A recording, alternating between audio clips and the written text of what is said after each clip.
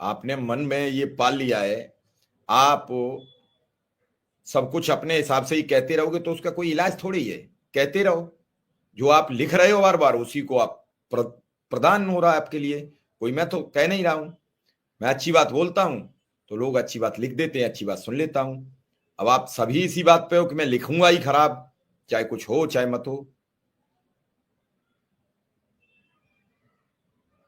नहीं, क्या हुआ, 17 तारीख को सुनवाई है, मैं ये बता रहा हूं। अभी कहां हमने ऐसी कुछ बात बता दी कि हुआ क्या, रिजल्ट बताओ।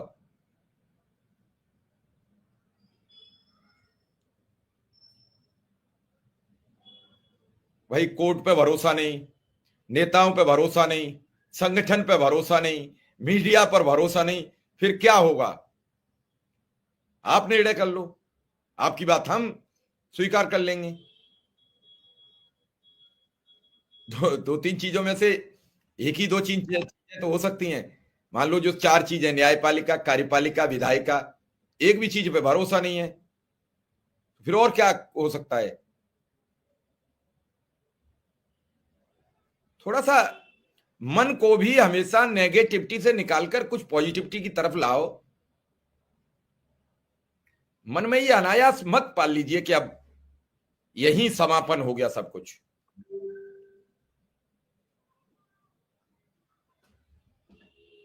नोटबंदी हुई थी, नोटबंदी में लाखों लोगों का रोजगार चला गया।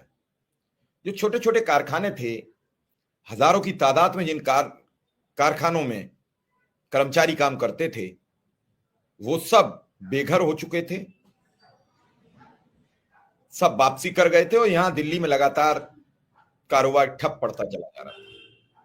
और जिसकी शुरुआत अब है कि अब मार्केट में समझ में आ रहा है कि उस कारोबार का कितना बड़ा असर पड़ा है। ऑनलाइन सिस्टम तो सबको अच्छा लगता है, लेकिन ऑनलाइन का सिस्टम का कितना बड़ा असर समाज पर पड़ा है ये अब पता लगता है। आज हम लोग एक बटन दबाते हैं, क्लिक करते हैं, ऑनलाइन सामान परचेज कर लेते हैं, वो आ जाता है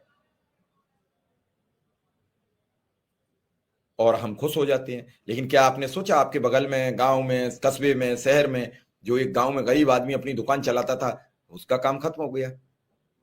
कितने ऐसे परिवार डूब गए हैं, कितने ऐसे परिवारों का कारोबार खत्म हो गया। आप विचार करेंगे तो आपके इर्द गिर्द बहुत सारे लोग ऐसे मिल जाएंगे।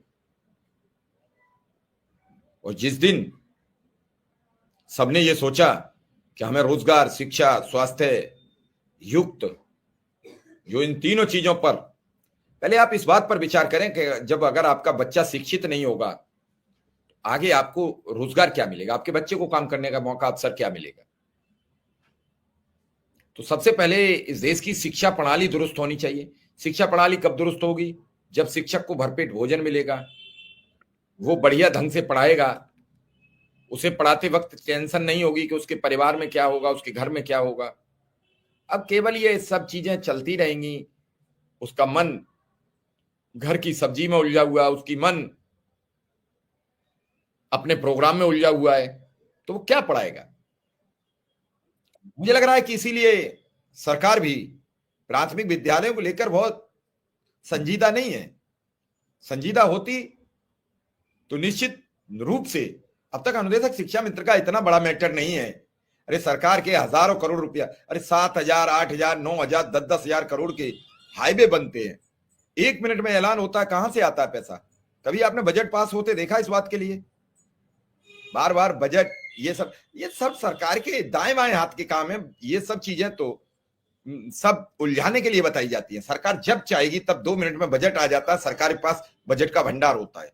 ये मैं नहीं कहता हूं, ये पूर्व गृह मंत्री राजनाथ सिंह ने आपके सामने आपके प्रोग्राम में कहा।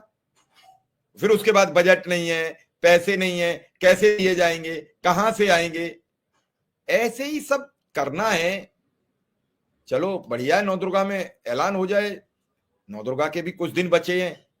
हम तो ये कह रहे हैं कुछ हो जाए, ऐलान हो जाए, घोषणा हो जाए और फिर अनवरत काम आगे चल जाए। बस यही प्रभु से प्रार्थना है कि शिक्षा मित्र और अनुदेशकों के परिवार को इतना दे दीजिए जिसमें वो भी भोजन कर सकें। कोई उनके दरवाजे पर अगर कोई व्यक्ति पहुंच जाता है मदद मांगने तो उसको भी भोजन मिल जाए।